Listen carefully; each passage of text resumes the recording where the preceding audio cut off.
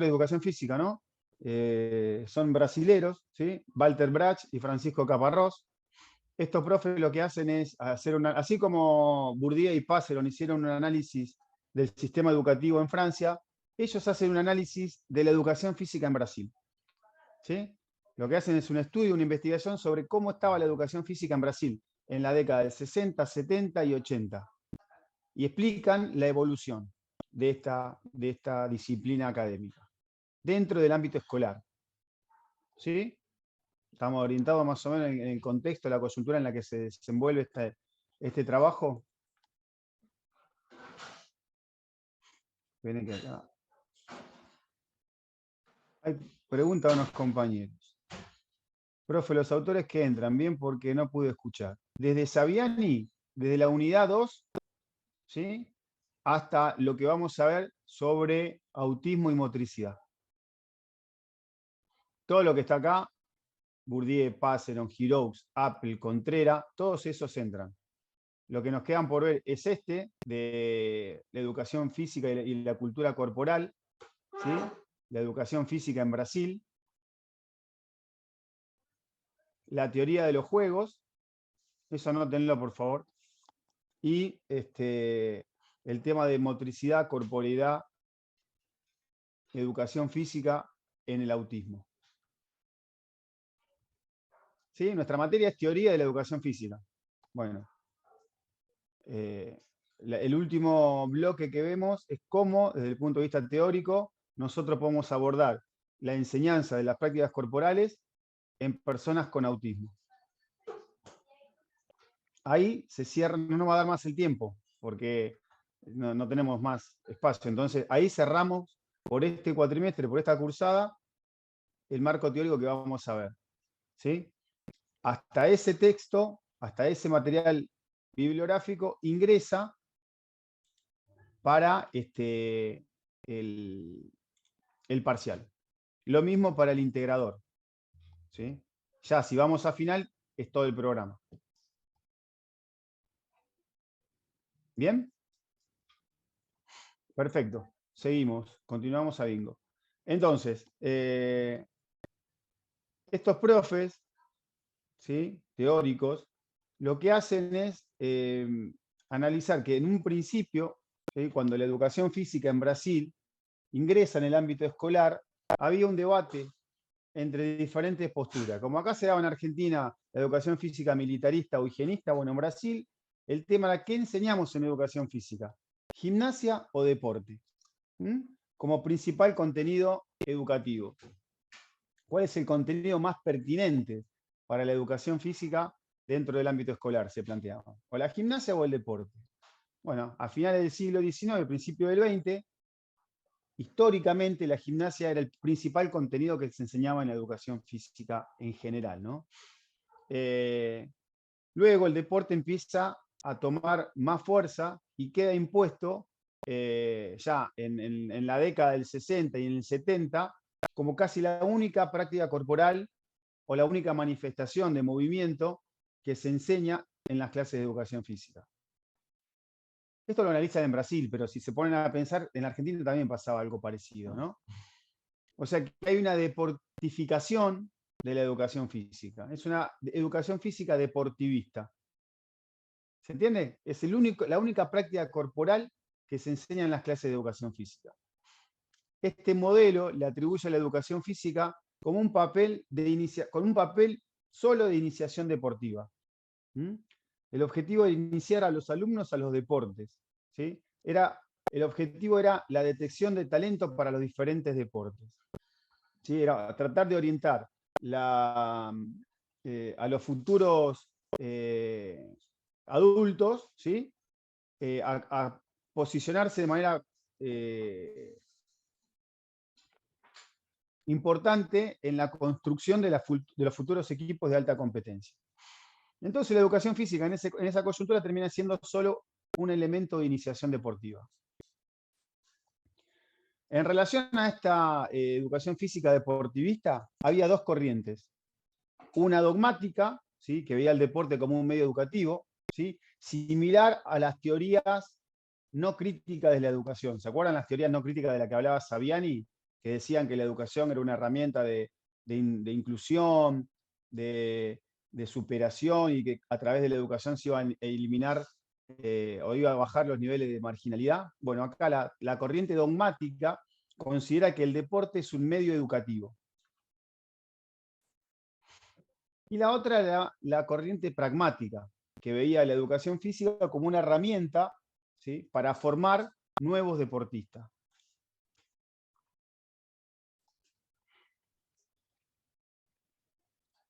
¿Qué pasa?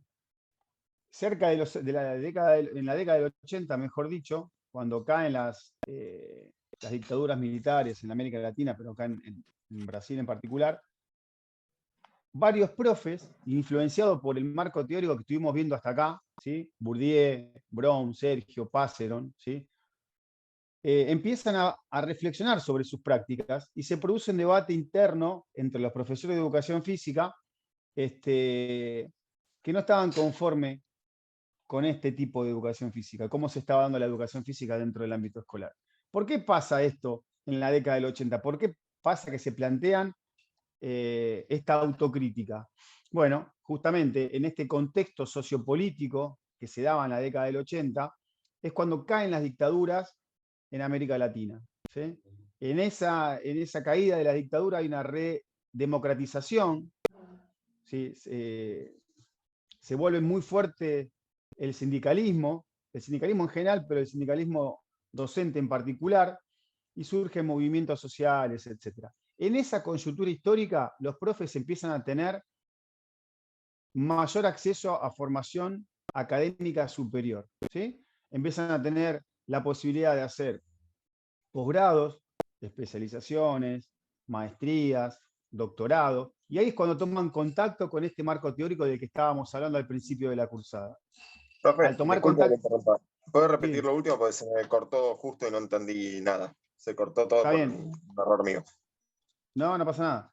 Les decía que en este contexto, en esta coyuntura sociopolítica histórica que se daba en la década del 80, con el fortalecimiento de las instituciones sindicales, en general, ¿no?, de todos los ámbitos, pero los docentes en particular, es que los profes, todos los profes, pero acá estamos hablando de los profes de educación física, tienen la posibilidad de acceder a una formación académica superior, ¿no? ¿Qué quiere decir esto? Tienen la posibilidad de hacer especializaciones, maestrías, doctorados, no se quedan solamente con la formación de base, que antes, con la dictadura, estaba mucho más imposibilitado de acceder a esos niveles académicos superiores. Entonces, cuando acceden a esos niveles tan altos de formación, empiezan a tener contacto con este marco teórico, que es el marco teórico que estábamos desarrollando al principio de la cursada, ¿sí? Bourdieu, Foucault, Merleau-Ponty, Passeron. Acá aparecen Brom y Sergio porque son dos autores que hablan mucho de cuerpo, ¿no? Pero todo este marco teórico que vimos analizando es con los que ellos toman contacto. Entonces, al tener esa formación nueva, los profes empiezan a replantearse de cómo estaban dando la educación física. Y ahí se pone una tensión dentro del ámbito corporativo de la educación física. Ahí aparecen ramas que querían seguir con esta postura, pero los profes que tenían esta nueva visión empiezan a tensionar con esta postura, con este tipo de educación física. ¿Sí? Entonces, se critica el rol de la educación, se la considera un refuerzo de las injusticias sociales, porque reproduce las ideologías de las clases dominantes y restringe el acceso y la permanencia de los hijos de los trabajadores dentro de la escuela. Muy similar, ¿no?, a las posturas que tenían las teorías críticas de la educación de las que hablaba Saviani. ¿Sí? Ven acá, logran observar esto, ¿no?, que los profes estos tienen una postura similar a las teorías críticas, ¿no?, como la de Bourdieu y Passeron, ¿no?, que terminan diciendo que la educación termina siendo un refuerzo de las injusticias sociales y no una herramienta para superar esas injusticias sociales. Bueno, acá lo mismo hablan de la educación, y que la educación física también iba por ese carril, ¿no? Iba orientada a reforzar las injusticias sociales. ¿Y por qué? ¿Sí? Porque acá dicen los profes, ¿por qué decimos que la educación física también colabora en esa construcción de injusticia social?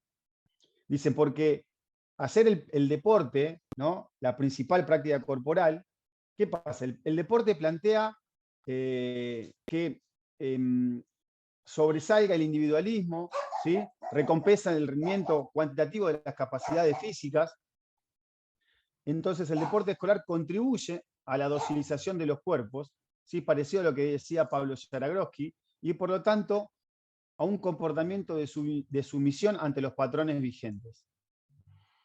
El deporte de alto rendimiento, modelo del deporte escolar en Brasil, que era el objetivo del deporte escolar en Brasil era alcanzar el alto rendimiento, fomenta la selección y la discriminación. ¿Por qué? Porque la educación física escolar en ese momento lo que se dedicaba era la detección de talento, buscar a los mejores para que puedan integrar las futuras selecciones. ¿Sí? ¿Qué se hacía? Se hacía esta detección de talento cuando observaban que había alguno que sobresalía, ¡pum!, a lo que nosotros conocemos como el CENAR. ¿Entienden? Para pulirlo y llevarlo al máximo rendimiento. Eso era la educación física en ese momento. Y los profes que dicen, bueno, si nosotros seguimos laburando así, lo que vamos a estar haciendo es fomentar el individualismo, ¿sí? La meritocracia desde el punto de vista... Uy, me está llamando mi vieja. Rod, ¿no te fijas que quiere mi vieja? Porfa. Me está llamando ahora.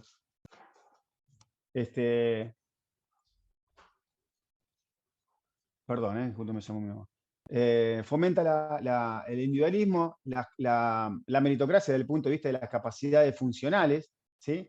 ¿Cómo sería una evaluación en ese momento? Bueno, tomar pruebas de fuerza, pruebas de velocidad, pruebas de saltabilidad, ¿sí? De rendimiento físico. Los que se destacan, continuamos con ello. Por eso fomenta la selección y la discriminación, este tipo de práctica educativa entre muchas comillas, ¿sí?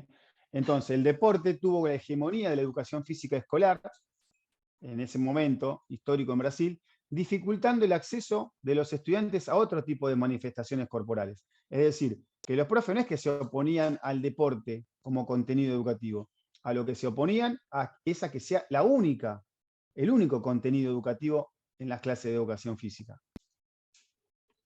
¿Vamos bien hasta acá? ¿O voy muy rápido? Vamos bien, profe. Está perfecto por ¿Vamos ahora. bien? Buenísimo. Sí, profe. Bárbaro, che. Entonces, ¿cuál es la respuesta de estos profes hacia esta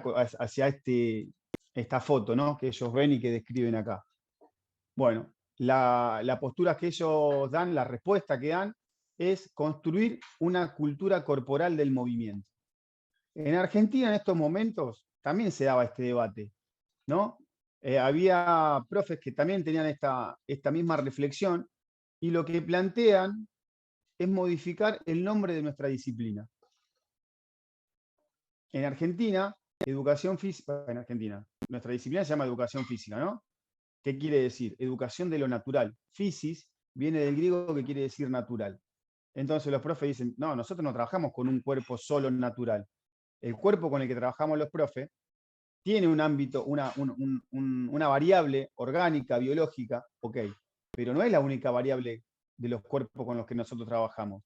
Estos cuerpos también están constituidos por variables históricas, culturales, ¿sí? O sea que lo que nosotros tenemos que hacer, si nosotros decimos que lo que hacemos es educación física, estamos reconociendo que lo único que trabajamos es lo natural. Entonces lo que tenemos que hacer es modificar el nombre y llamarla educación corporal, en vez de educación física. ¿Sí? Porque educación corporal, representa más el cuerpo con el que trabajamos nosotros que el nombre educación física. Y en Brasil pasa algo parecido, solo que ellos los tratan de llamar, en vez de educación corporal, cultura corporal del movimiento. Esta cultura corporal se fija como base para la elaboración de la forma de intervención. Lo que hacen es establecer un modus operandi de cómo tendría que ser más o menos la educación física, ¿no? Dan unas recomendaciones de cómo tendríamos que trabajar la educación física en el ámbito escolar. ¿Y qué dicen? Bueno, el deporte tiene que estar en la clase de educación física, pero no tiene que ser la única práctica corporal, ¿sí?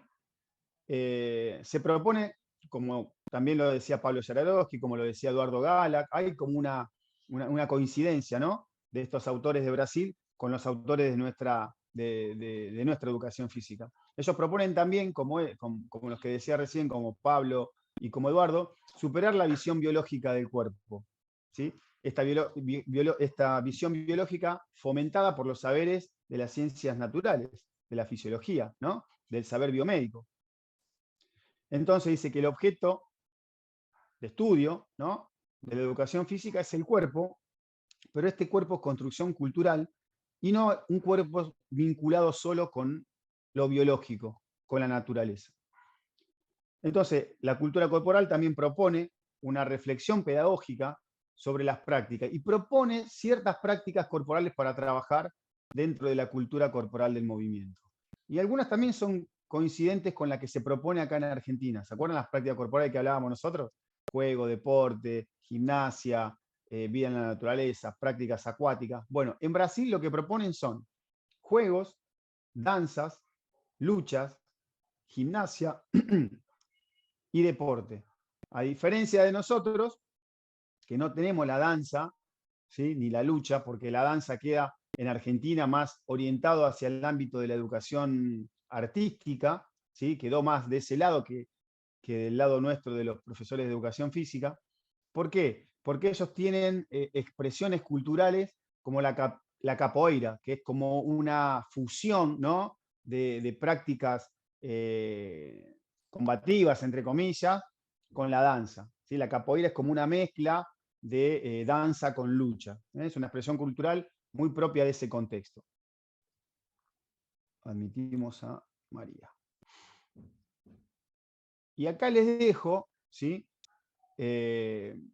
una guía de lectura, porque esto es simplemente un resumen de lo que plantean Bartelbrach y Caparrós, que yo quiero que ustedes lean a los autores puntualmente, que lo lean ustedes, y que puedan desarrollar este análisis que yo les planteo en esta guía de lectura. ¿Por qué? Porque acá esto les va a ayudar a apropiarse de ciertos conceptos que van a ser importantes, no solo para el parcial, ¿no?, que a ustedes lo que les interesa es aprobar y que le vaya bien en el parcial, pero sino que les va a dar herramientas para laburar después como profes en los campos de trabajos nuestros. Y esta guía de lectura va a ser la actividad con la que hoy vamos a dar la presencialidad también, ¿sí? Antes de continuar, quisiera que me pregunten qué dudas tienen o que planteen, que expresen si tienen alguna duda, algo que necesiten que aclaremos. Si no, también les voy diciendo que el parcial es individual, ¿sí? Va a ser en formato cuestionario. Ustedes van a tener el día 30 una hora para resolver cierta cantidad de preguntas que van desde múltiple choice, verdadero o falso, pero acá lo que van a necesitar es manejar ciertos conceptos. Sería como una evaluación un poco más tradicional que lo que fue el primer parcial. El primer parcial fue una producción escrita, de reflexión con el marco teórico, que tuvieron 4 días para elaborar, ¿sí? Bien, acá van a tener que tener cierto dominio del marco teórico para poder no superar, sino para poder desarrollar con el éxito que ustedes pretenden la instancia de evaluación. Ahora sí.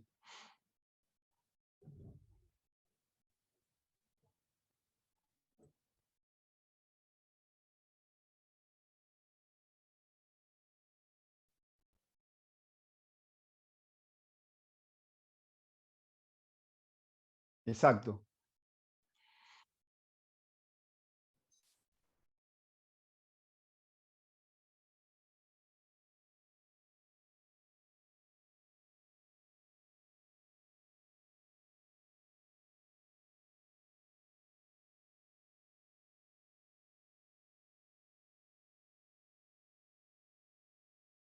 Tal cual, Elías.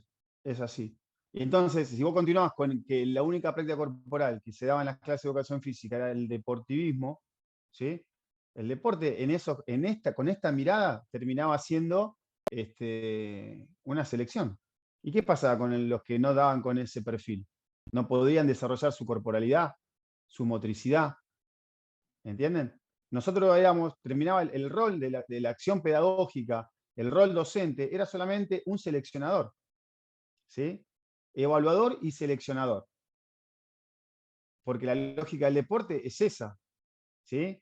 El deporte como definición taxativa, ¿no? Como práctica corporal totalmente rígida, con un reglamento rígido, cuyo objetivo principal es ganar, ¿no? Después, y a ver, esto todavía está bastante presente en Brasil, en Argentina, en todos lados, ¿sí?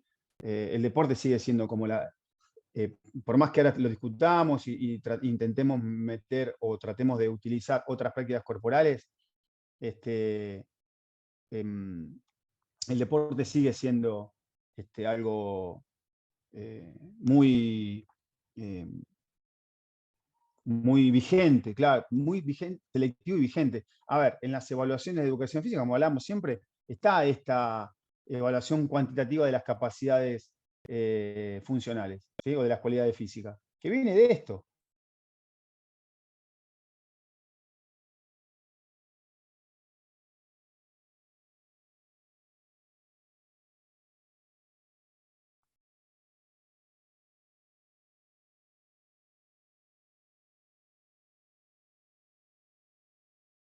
Tal cual, y es por ese lado. Denme un segundito que me están llamando y seguimos.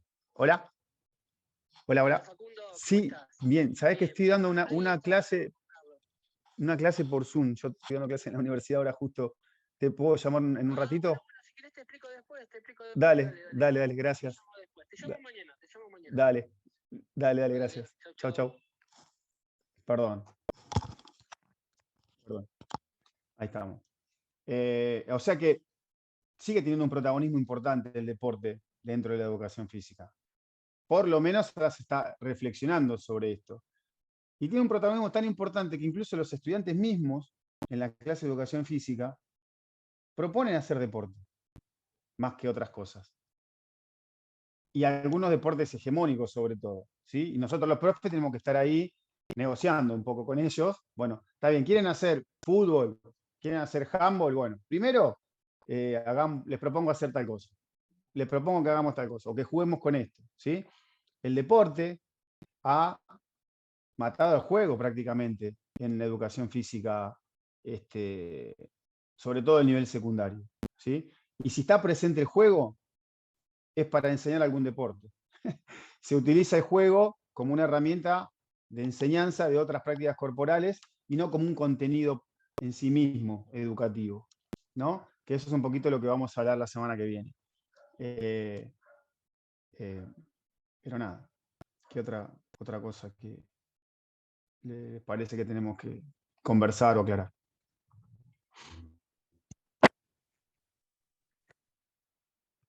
Eso es lo que me parece que es importante, ¿sí? Más que... Uy, ya empieza. Porque yo acá lo que hago es mostrarle, ¿sí? Fíjense, hay un texto, bueno, ahora yo se los voy a cargar, le voy a poner bien cuál es el texto en el que hablan sobre la propuesta. Me interesa mucho que ustedes también se aproximen más allá de la crítica, porque es clara la crítica que hacen los profes, pero no se quedan en una crítica nada más, estos autores, ¿no? Walter Brach y Caparrós. Hacen la crítica, pero proponen, ¿sí? Le dice al resto de la comunidad de la educación física, che, ¿qué les parece si trabajamos con esta mirada, que es la cultura corporal, ¿no? ¿Qué les parece si enganchamos por este lado, si trabajamos con estos contenidos, con esta orientación didáctica, ¿sí?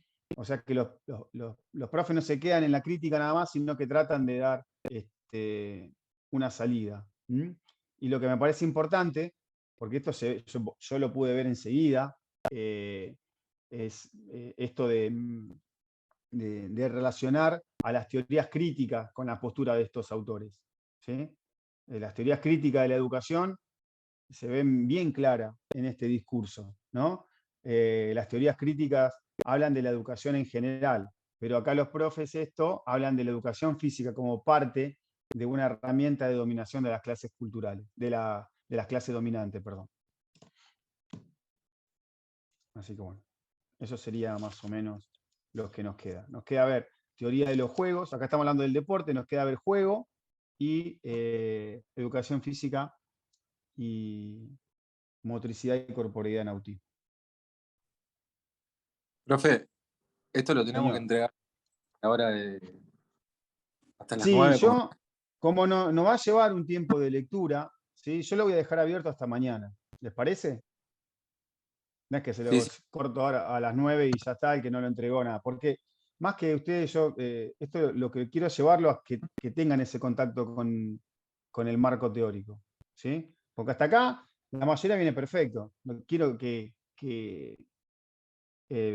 la foto del examen sea un inconveniente, sino que esta guía y el contacto con el marco teórico es para que sea un éxito y podamos cerrar la mayor cantidad de los que integramos estas comisiones pronto, ¿no? No extender más allá que en realidad todo les va a ir bien en algún momento, en alguna instancia, ya sea en el segundo parcial, ya sea en instancia de integración o ya sea en instancia de examen final. ¿Mm?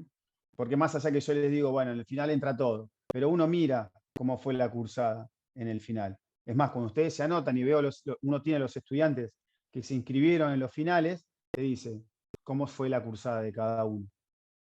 ¿Sí? Que cada un estudiante que tiene 4-4 no hizo muchas actividades, bueno, en el final va a estar un poco más, va a ser un poquito más intenso, ¿no? Si, no sé, 7-6, y bueno, trataremos de redondear lo que faltó y nada más. ¿Mm? Es eso. Así que le va a Profe, quedar abierta esta actividad hasta mañana. ¿Mm? Mañana a las 18 horas va a estar cerrándose. Muchas gracias, profe. Sí. De nada, Johnny. ¿Quién me habló? yo, profe, Power está subido también en el campus. Sí, Ah, listo, sí, sí. buenísimo. Chequéenlo igual, fíjense. Profe, ¿puede ser hasta Está más subido. tarde el horario de cierre de mañana?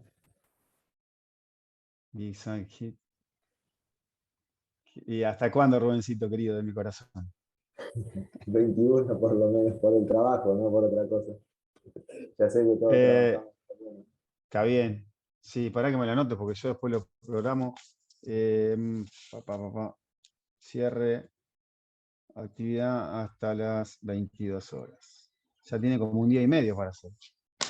Bueno, no importa. Yo Sí, lo que quiero es ojalá que fuera lean. solo para eso el día y medio. Sí, no, olvídate, Pero bueno. olvídate. Yo sé cómo es. Y otra cosa más, profe. Igual tengo el sí fácil yo. Sí. Sí, me di cuenta, por eso me aproveché de su nobleza. Eh, la unidad 2, yo en mi libro arranca con Saviani. ¿Es desde ahí?